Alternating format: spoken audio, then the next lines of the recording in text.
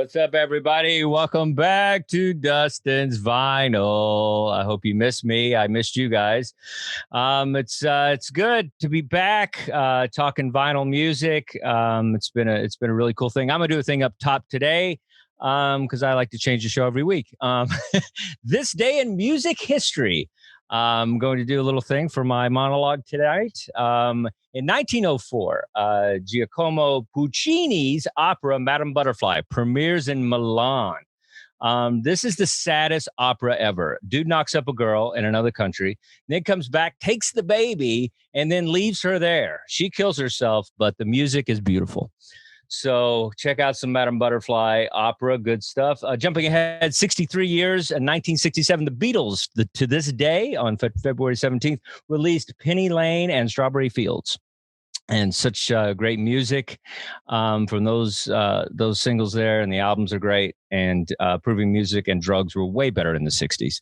So you kids and myself missed out on a lot. And to stay in the 60s, in 1969, Bob Dylan and Johnny Cash record an album, and it was never released. I think you can get some cuts off of it. You can get some of the session recordings. I think the problem with the album was there was too much mumbling. They couldn't understand each other. Same year, Cloud 9, the ninth studio album from the Temptations, was released. It won a Grammy Award.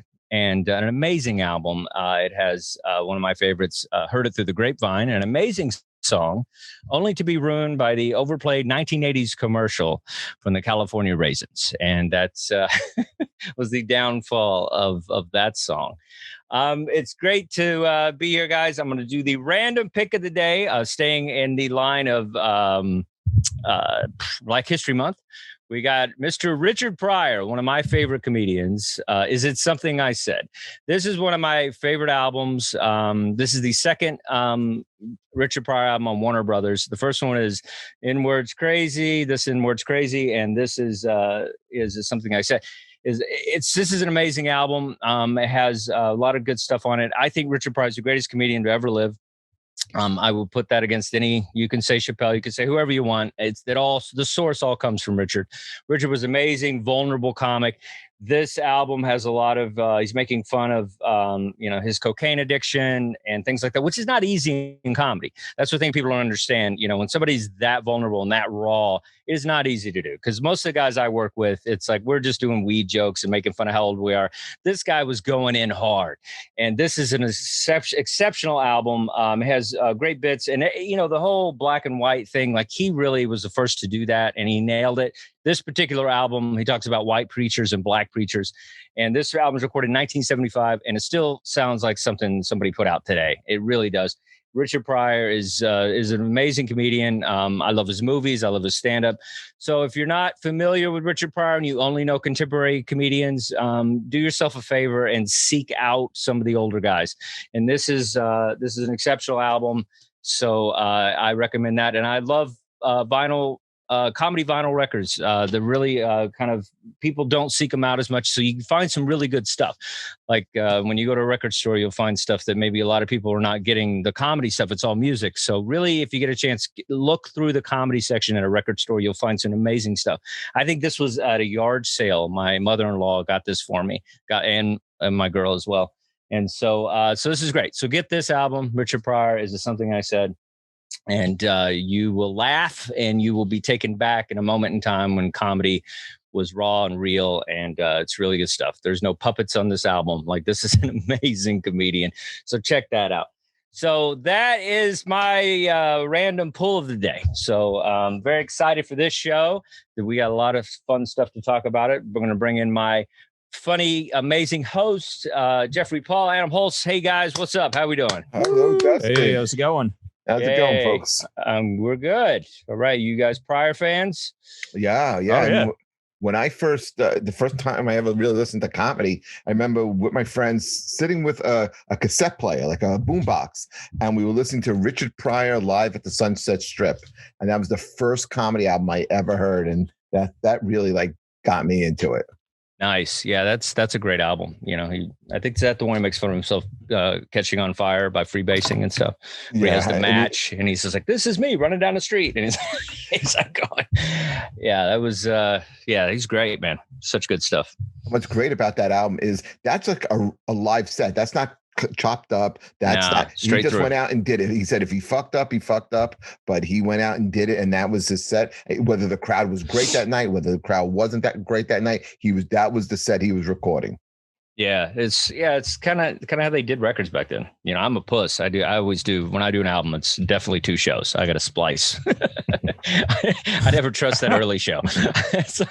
They're going to be a little tight. I got to make sure I got a backup show. But Richard's, you know, he's better than all of us. So, how about you, Adam? You into Richard Pryor at all? Yeah, Richard Pryor is great. And actually, I see here, Matt Dabbin said he is the greatest of all time. And yes. Gum Ragers asked, awesome, how much is that album? This album, I think it costs like $3, but I looked online. It's probably worth about, it's a lot of wear and tear. So it's probably worth about $40, but meant it would be about $80, but it's a rare one. You don't find this one a lot. So this one's kind of hard to find. Oh. And Dustin, since you mentioned the California Raisins, here we go. Why do you have that album? Why does he have that album? That is always the question. They're singing the hits. That's hilarious. Where did you? Is that this new?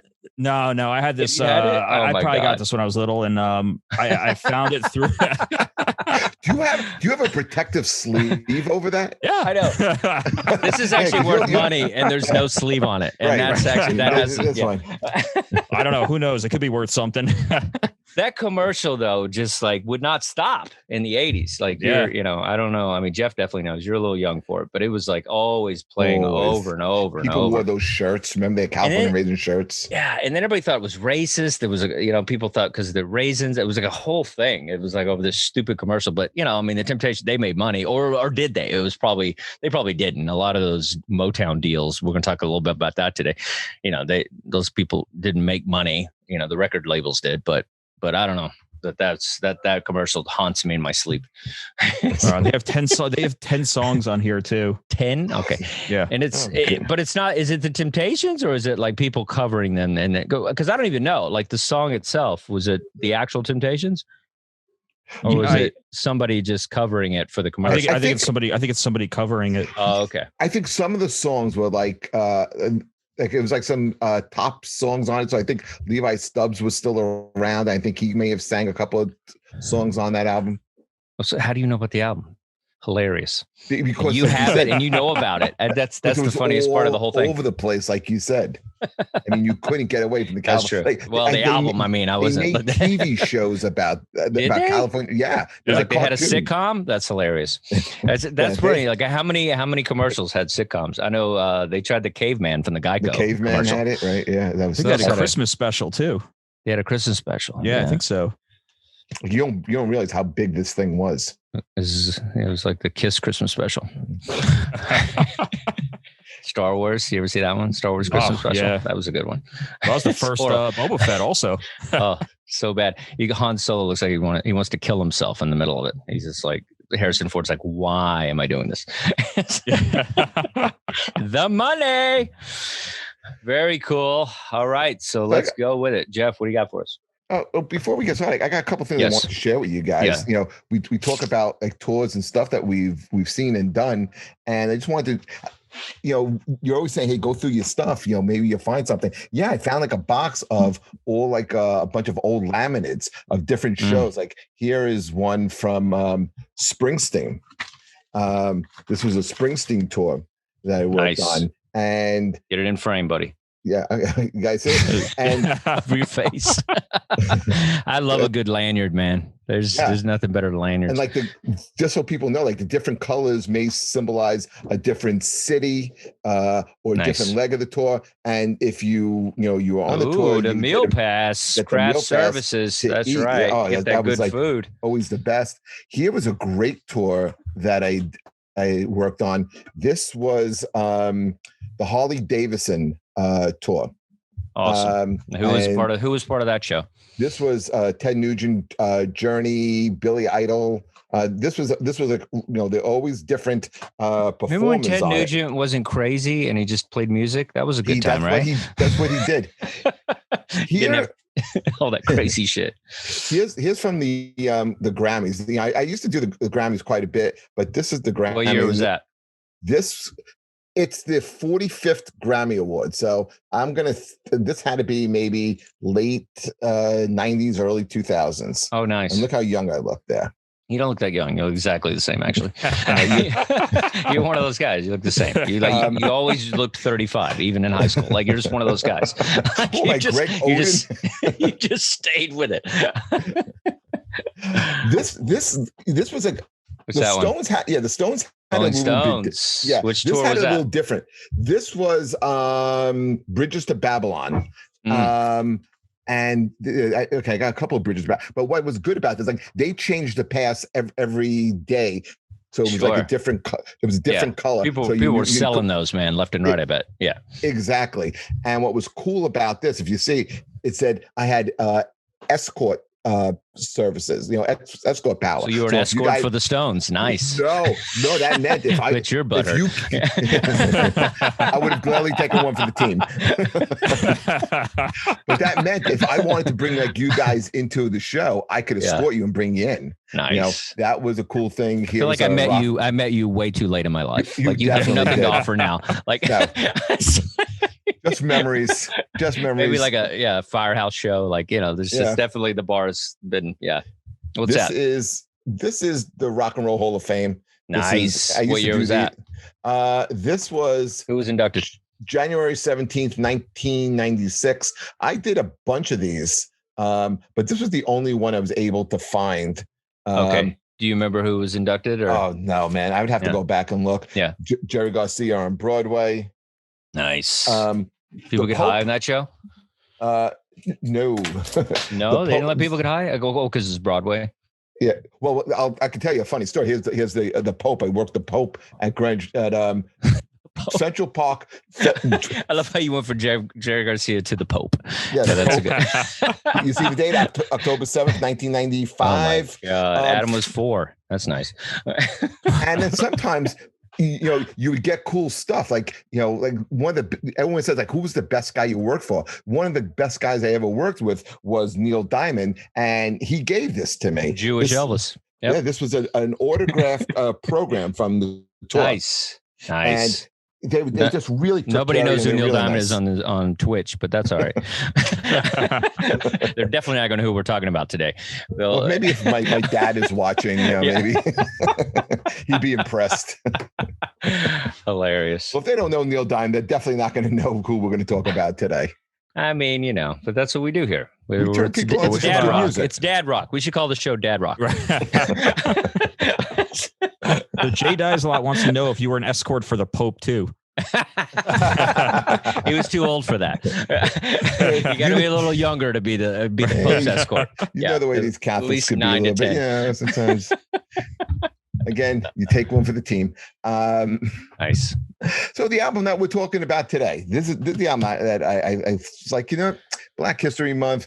We haven't spoke about really any black artists in a little bit. I always do up top, just for the record. Yes. I made sure that I did that. Yeah. I'm trying to every get in single the good show. Yeah. Dustin, I'm still trying to get in good graces of the people. Okay. All right. But I had to introduce. Yeah. So speak for yourself. But anyway, go ahead. And also because I felt bad that one of the members just passed away about a week or so ago. And we're talking about the Supremes, and we're talking about the Supremes a go-go. And the Supremes, if you don't know who the Supremes were, the big breakout star was Diana Ross, but Mary Wilson had a nice career, and Flo Ballard was had a great career too. As she sang on a lot of background and studio albums, and she was really, really, all of them was so talented. And the Supremes, they're a Motown, they're Motown artists. The album that we're talking about, Supremes a Go-Go, is their 9th studio album in 1966. But this is also a time when recording artists would put out 2-3 albums a year. You know, That's phenomenal. so to have like a big catalog was nothing. This was also the first female group to reach #1 on the Billboard charts. And Adam and I we're talking about this during the week, and we were saying this album is. We said it was. What was the album that we equated this to? We had a lot of covers. So you guys did a pre-show before me? What happened? Well, the Joan Jett album. The Joan Jett, right. Yeah. That was a good analogy that you made. It was kind of like the Joan Jett, where there was great originals, and then the covers took on like a life of their own. Yeah. Yeah, there was some great tracks. I mean, some songs you guys definitely know, like the #1 song that came out of this album was "You Can't Hurry Love." Mm-hmm. You know, really classic. Maybe people know it from Phil Collins. You know, he covered it. Or the California Raisins. They covered it on this. Did they really? Yeah, it's on there. Can we forget about the No, it's a punchline, Jeff. Let it happen. Let this flow. Come on. Well, Jeff, listen, you're agreeable. You're a good cop. I'm bad cop in this. And you were actually a cop, so that doesn't even. And secretly, I really do like the California Raisins. So probably do. You probably have all the little figurines. Yeah. I mean, this is a great album. This album is so good. You don't even realize when you're listening to it how poorly Black women were treated in this time period. You know, the fact that they were able to be a successful band is a huge deal in and of itself. I mean, that's the thing when you start to think about the time and the era of this music. It's like it's really kind of upbeat, even though the songs are kind of about leaving you and things like that. It still feels up when it was a weird time in America. But it was, it was definitely a bright spot. This particular band, this whole album. Yeah, I think a lot of the credit. I mean, listen, Diana Ross is. If we're talking singers, you kids don't know. Before Beyonce, there was this woman called Diana Ross. Mount Rushmore of singers. Yeah, I mean, female singers, of any type of genre any kind of music. Yeah, phenomenal. I mean, she had everything. She could sing. She looked great. She can act. I mean, there was nothing. I mean, Diana Ross was as big a star as there ever was in the universe. What was her acting? What did she do? What did she? She was in The Wiz. Lady Sings the Blues. Wiz. I mean, she was in a bunch of different stuff. So she was, again, can do everything. But I think a lot of the credit goes to the songwriters with the old Motown artists. I mean, a lot of them were written by the Holland brothers, Brian and Edward, Lamont Dozier, and all the instrumentation, all the music arrangement was by the famous Funk Brothers, who are inducted to the Rock and Roll Hall of Fame on their own, because they were just kind of like, you remember the what was that group, the Wrecking Crew, the LA musicians. This was the Detroit, the Motown version, kind of like a Niles Rodgers version of that, exactly. But again, older Detroit musicians, guys like Joe Hunter and Earl Van Dyke. So like these were the guys who were on there. Who arranged this album? But there were also a lot of interesting covers on here, like great Motown stuff. Like this song was in my head all week. This Old Heart of Mine, the great Isley Brothers song, and then it goes to covering Nancy Sinatra's "These Boots Were Made for Walking," and she, as great as Diana Ross is, leave it alone. Nancy nailed it. Nancy nailed it. 100. Thank you for saying that. Yes, they tried. They experimented. You're 100% right. You're 100% right. But it was the same year. It's weird when people do covers in the same year. Like it's one thing to do a cover like 10 years, 15. I appreciate that, but when you do it in the same year. People did do that quite a bit, actually. People would cover each other within the same time period, which I think is weird.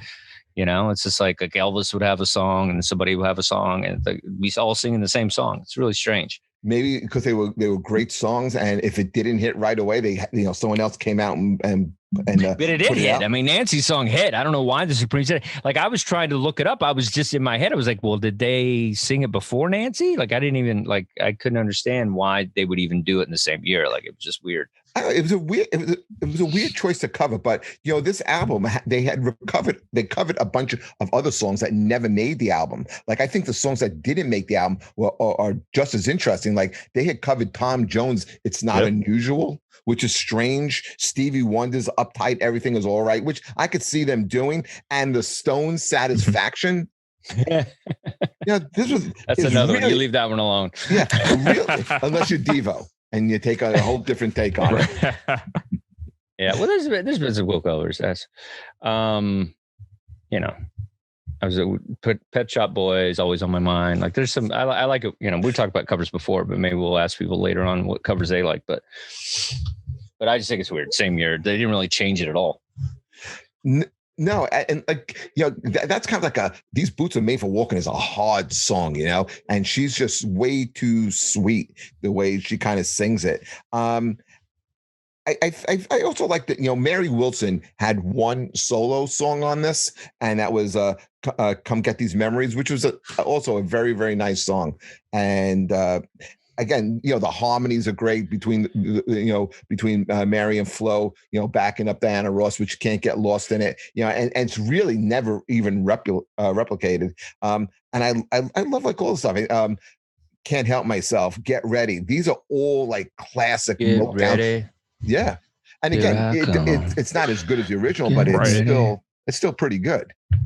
It's almost sometimes it's like, if you're not like, in on this music and like up to date with it or something, because it's definitely, it's a little more my parents' music. I'm not gonna lie, it's definitely something that I didn't get into, as a kid or anything. You weren't into Motown as a kid growing up? Not really. I mean, Texas, it's more kind of, you're more into Stevie Ray Vaughan, or ZZ Top or something. You're not, you're into different kinds of music in the South. They're racist out there. Nobody's going to just give you a Motown album when you're 10, It's like, I feel like Michael Jackson was probably when it opened up for kind of a broad audience in a place like Texas, but it was mostly rock and Kiss and all that shit.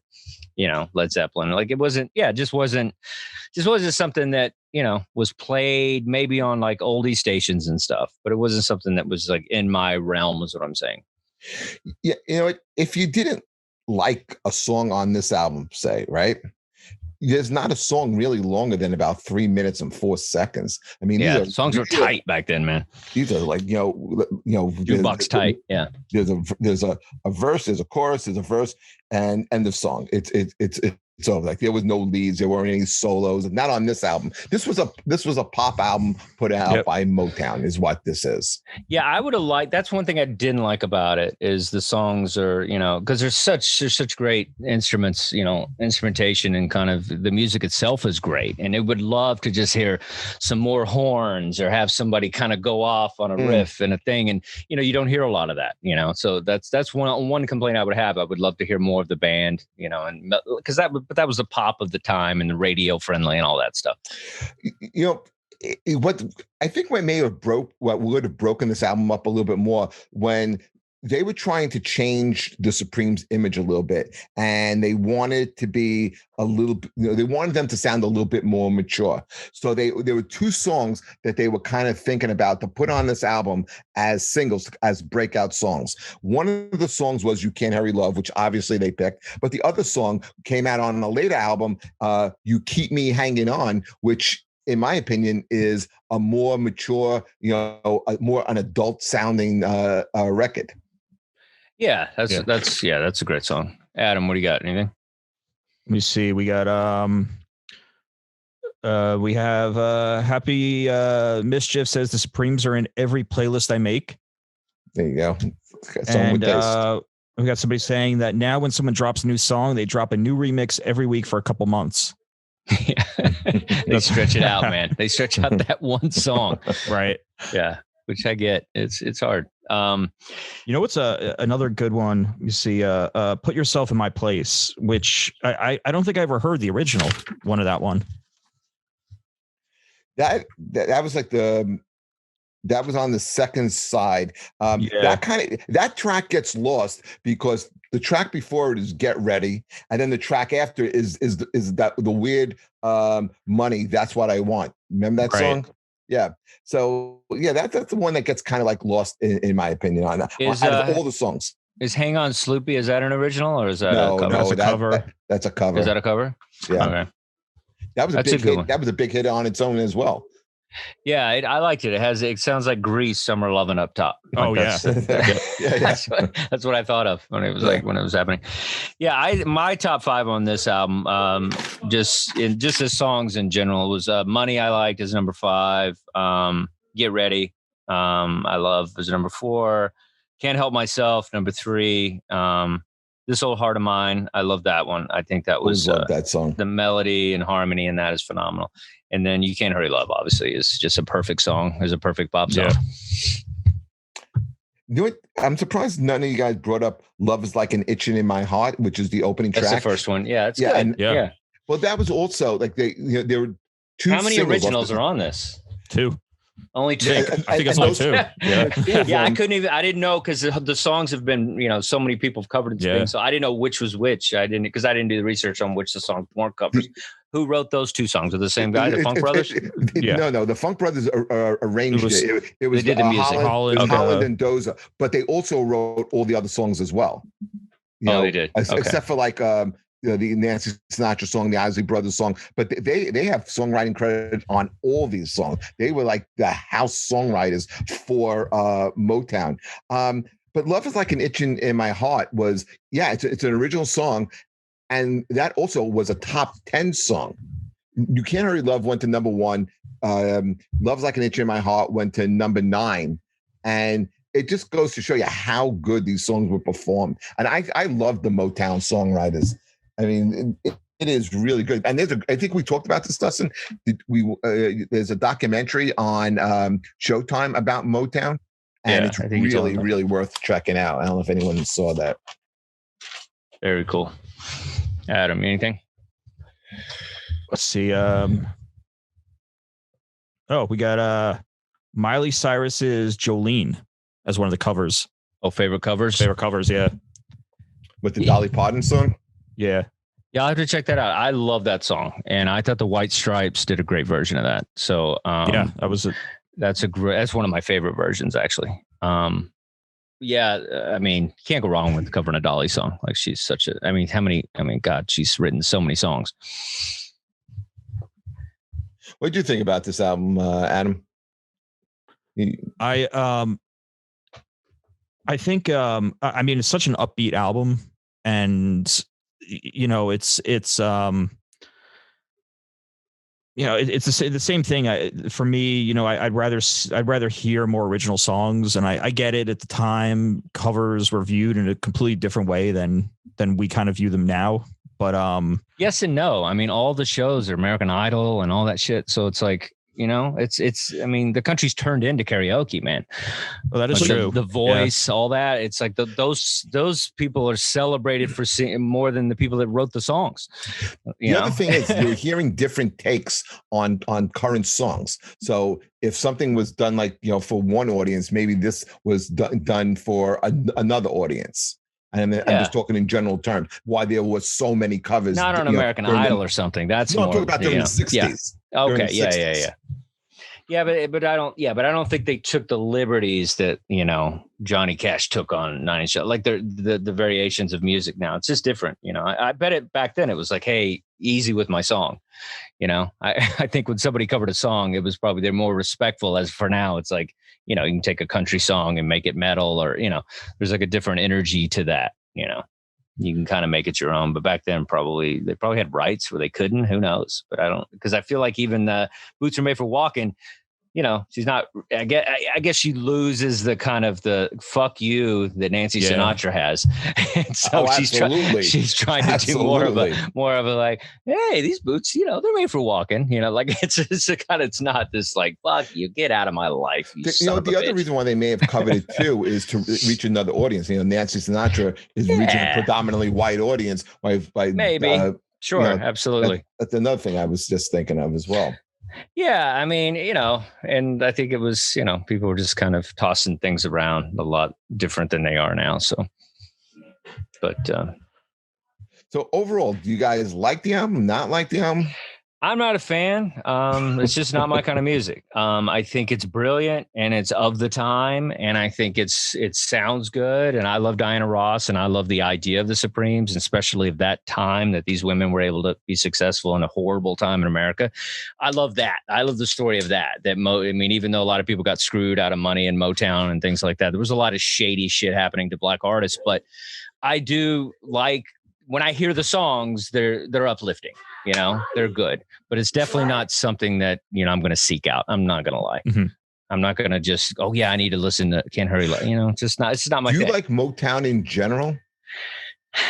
Yeah, I mean the Temptations I like, you know, more of a fan of the Raisins, but I mean I do like yeah, I mean I do like Motown stuff. I'm not gonna lie, I'm kind of lean a little more towards some of the male groups, but yeah, it's but not, I don't listen to a lot of it. No. I like Smokey what's his name? Smokey Robinson. And Smokey Robinson. Yeah, it's like, you know, I like that stuff. Smoking the Miracles. Yeah, you know. Yeah, the Temptations, Four Tops. I love all that type of music. That's just, I think it's just real good music, and it kind of OJs, yeah, that kind of stuff. Love it. OJ, yeah, they come a little bit later. Yeah. Do they? Okay. Yeah. Speaking of like this poppy type sound, you guys turned me on to some really interesting music this week. Especially who was that? Leon Bridges. Leon Bridges, yep. Yeah, man. The Leon Bridges. You know, you were right. This does his style fits in really well with this music. You know, let's set it up. Let's set up the album. Adam, set up the album. All right, so this is Leon Bridges Coming Home from 2015. So it's his debut album, which is, you know, it's a mix of R&B, soul, gospel. It's very much a kind of a time warp when you listen to it. What would you guys think of it? Go ahead, Jeff. You were on to something. Go ahead. Yeah, I was saying I think he's great.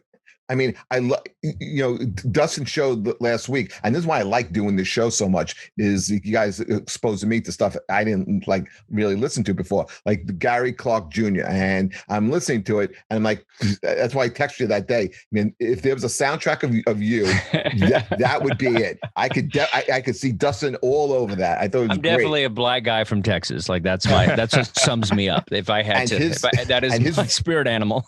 And I love his take on Voodoo Child. Okay. I thought it was really good. The version of Come Together, sick. Really good. Yeah, but that was in Justice League. Yeah, but I listened to that first, and I'm thinking, okay, very, very, like you said, R&B, soulful. I could see myself in Memphis drinking beer, eating chicken wings, listening to that, or seeing that performer. Then I thought I was going to hear the same thing with Leon Bridges, and it's not. It's not. And I listened to this. I turned a bunch of people onto this, and we were listening to it, and like that. This is not like that. You know, blues. This is more soul.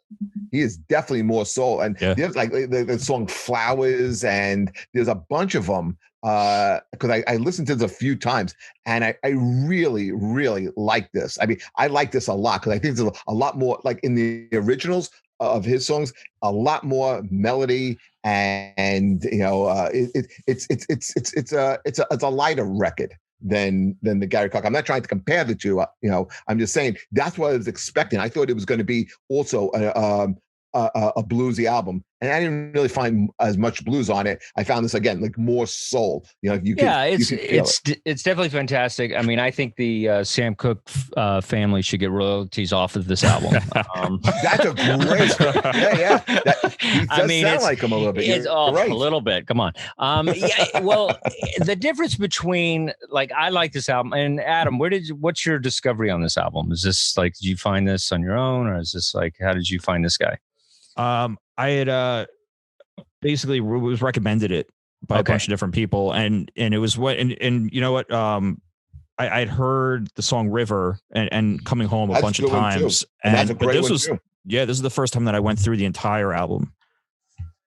Yeah, it's good. It really is good. It's almost too good. I feel like what I do like about Gary Clark Jr. is his fusion of now and then.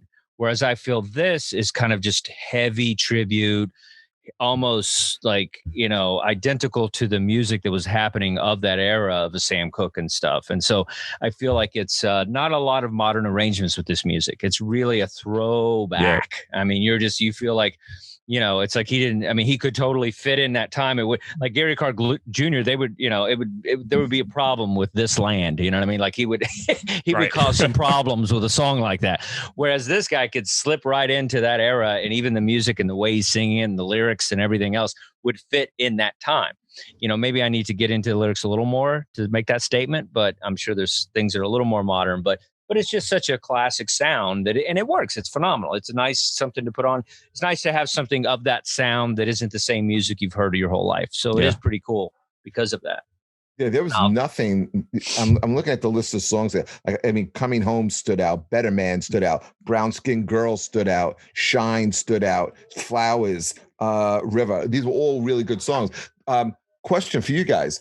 Where do the Gary Clark Juniors, where do the Leon Bridges, how do they get played? How do young people find out about this music besides listening to this show? Where's the outlet? How do they get exposure? I think the best, I don't want to do a plug for a particular streaming service, but I have a great time on Spotify, and Spotify Premium, I feel, is a great way to find music. They do a good job. If you put in a genre and let's say you do blues, they'll have a new blues section in the genre. That's how I found Gary Clark Jr. I was seeking out blues, and then they had a new section, and then I seeked out the newer artist. And so, yeah, things like that. And then just spending time in a record store talking. I always talk to whoever works at a record store. I go, what do you listen to? What's new? Give me something I don't know I should be listening to. I think, that kind of energy, you have to seek out music like that. Yeah. I think with, I think I read somewhere. Yeah. That's my point. Yeah. Right. Yeah. I think I read somewhere that Leon Bridges he gained prominence on SoundCloud originally. So that's it. I wouldn't even think to listen to music on SoundCloud. I'm sure the Twitch is like, okay, old man, that's where we get our music. But it's like, that's great. And I want to know about SoundCloud because I want to know about an artist like that. And so, like, it's just a different time. It's like amazing that a guy like this can kind of be under the radar. Yeah, and you also see that he does a lot of collaborations too. He's if you look at his top song, I'm looking at his top songs on Apple Music right now. He's got one with Odessa. He's got one with Avalanche on their new album. So nice. I think that's he's so that's him doing the more modern approach. Right, yep. Okay, I got you. So his own stuff is a little more classic, but he definitely ventures into some modern music. That's cool. I don't know if you heard his other album, Good Thing, from 2018. I did not. No. It kind of pushes more towards a 70s sound. Okay. He's not going to go all the way. He's not going to go modern, but he'll go 70s. He'll go from late 50s, 60s, then he'll go to 70s, then we'll peak out there. But he'll do 80s next time. He'll have a Casio. These guys, we'll see if he does a Glamour Boys cover. Oh no! Yeah, he's got a keytar. What? Okay. If these guys were going to play a venue, what kind of venue are they playing?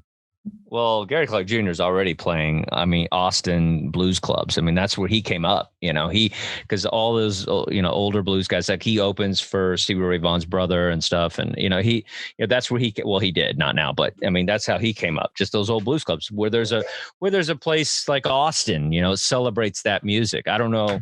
In Detroit, I don't know, is there a scene that's like Motown, because in Texas, there's still that blues scene.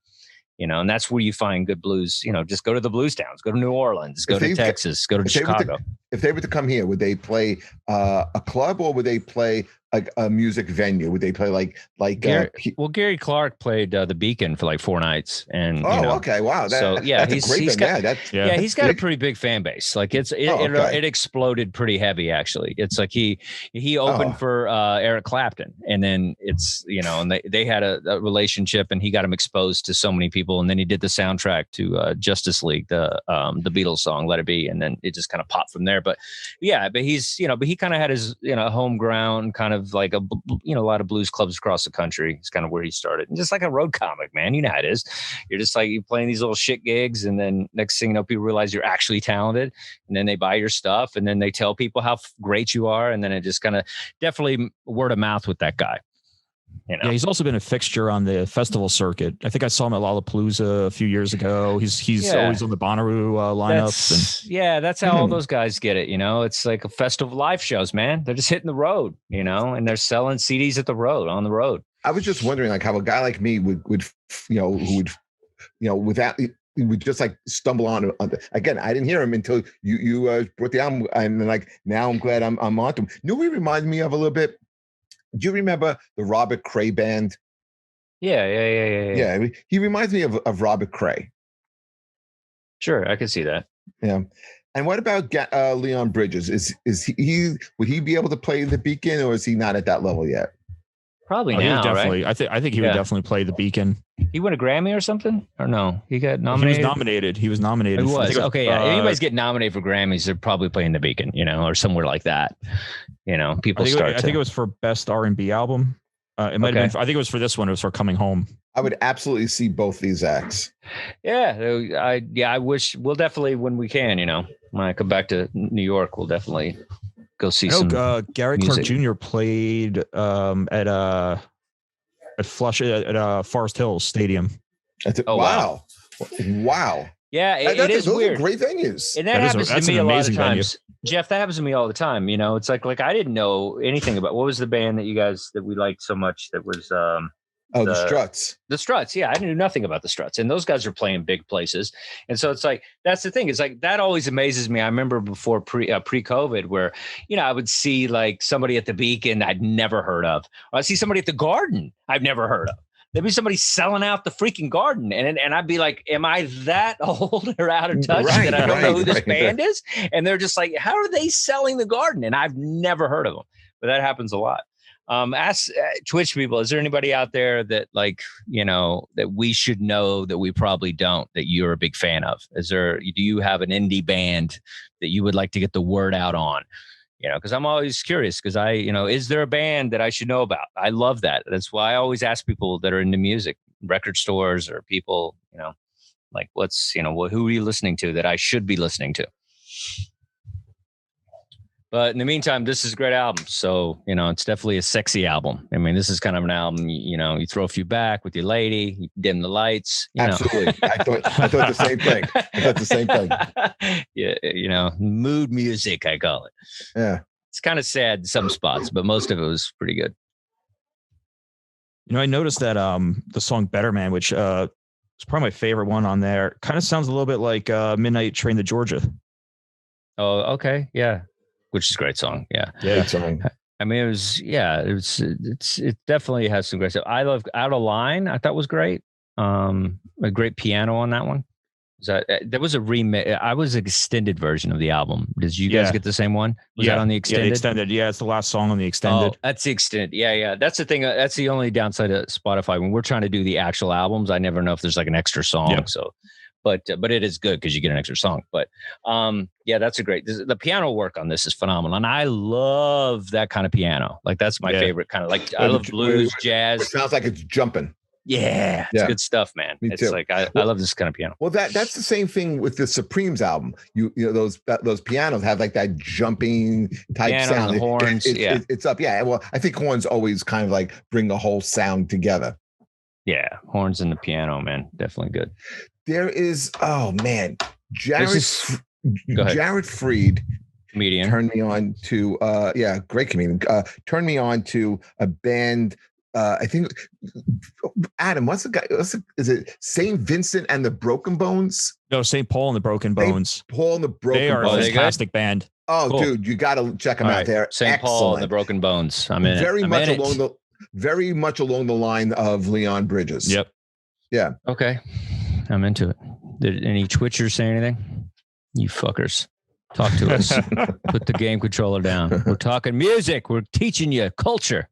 Teach us something. The Happy Mischief says, I do like some horns jamming out. And who else we got here? We got a favorite cover here from Nam Lequip says Sweet Dreams by Marilyn Manson. Oh, fantastic. I don't care what he did with those girls. That's a great cover. canceled. All right. I think I like that is a good cover though, because it's and the original I love, and I love the original too. It's and that's the rhythmics are one of my favorites of the 80s. Great. What was her name? Annie Lennox. Annie Lennox. Fantastic singer. And but yeah, you couldn't think. That's the thing. That's what I love about it's great that they said that song, because that's a great example of switching the tone of the song. And I think that's what, sometimes it works. It didn't work with Boots Are Made for Walking, but with that particular song, Marilyn Manson, it just makes it so dark and just raw. And I like that version better than the original. Yeah, it's fantastic. It definitely. I love Marilyn Manson. They're a great band. Sorry, I'm kids. No one not supposed to like them anymore. But I love me some Marilyn Manson. It's a great cover along those lines is Sonic Youth Superstar. Oh, that's a great one. Yeah, they did that on the tribute to the Carpenters album. Yeah. Yeah, it's so slow and right.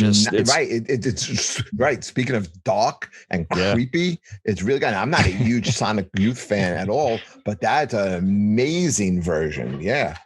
Who does the Smooth Criminal? Michael Jackson. Oh, Alien Ant Farm. Yeah. That's another great one. That's so another good. Great one. Yeah, that's so good. Yeah, I love that version of it. So fast. It's great. Yeah, and it's a fun video too. If you ever seen the video, very cool. All right, Adam, you're up. What you got? All right, let's see. See what's coming out here this week. I know there was one of my favorite bands has actually got a new album coming out. It's the Hold Steady. They have Open Door Policy. It's their 8th studio album, and this is a band I think you guys should really check out. Who's this? The Hold Steady. Hold Steady. How do you come about this band? So this is a band I've been listening to since probably like the mid 2000s, and they're if you want to start with them, I would say start around their album Boys and Girls in America or Separation Sunday, and they're really, especially for a live band, I think one of the best live bands out there. Very cool. A minute. What kind of it's like guitar rock? Guitar rock, yeah, rock, kind of bar band rock. It's a very some great stories in there. There's where are they from? Are they British or are they from here? So they're a Brooklyn band now, but from Brooklyn. Some of the guys are from Minneapolis, and they have they actually opened for the Replacements during the Replacements played St. Paul. Oh, great, man. Very cool. Did you see that show? I thought you saw one of those shows. You saw Replacements, right? Yeah. So I saw them play Coachella when Billy Joe performed with them. And Paul Westerberg was basically laying on a couch the entire time. Really? So it was just Tommy Stinson and Billy Joe. Just and they laying had down the whole time. Yeah. And then I saw them at Boston Calling, and I had tickets to the St. Paul show, and I didn't fly out there to go see them. Oh, wow. That's fantastic. I think I said this before on the show. Yeah, I saw Macy Gray one time. She opened for the band that Jeff hates, Dave Matthews Band, and she was just laying down singing her entire set. She sang 4 songs, just laying down. She was out of her mind. But you know what? Her voice is phenomenal. That's definitely one that I wish somebody had just scooped her up like a Rick Rubin or something, or somebody or anybody, and just gave her like 4 more albums and just cultivated the albums, because her voice is fantastic. I know she's whatever. I don't give a shit about that, but I love her voice. It's because I'm a big Joplin person. So it's like, she's as close to that. She's as close to that as we have. And so I wish, that's a tragedy when I see somebody who's really talented like that. Even like a Terrence Trent D'Arby, like there's so many, musicians that, were so great, but then they just took a turn and couldn't produce, several albums. It was just 1 or 2. And, I think it has to do with the songwriting too. I mean, you gotta, you could still have the voice, but if you don't have she had some good songs, but she just, okay songs. It's all right. That Big Hit was good. That's a great song. But a couple of them actually. Yeah. It's not just that. It's sometimes arrangement. It's sometimes the style of the music they're doing. Yeah, Sometimes I feel you get lost in the mix. You know, somebody else comes along and you totally forget about that band or that artist, and you know they fall off the grid. but it's like the Living Color problem. Like I feel like it's just, you know, I just feel like if they had just a little more molding, they could have been, you know, bigger. I thought you were going to go in a different direction with Macy Gray. What you said, you wish someone kind of got a hold of her, and that's kind of maybe the way I also feel about Amy Winehouse.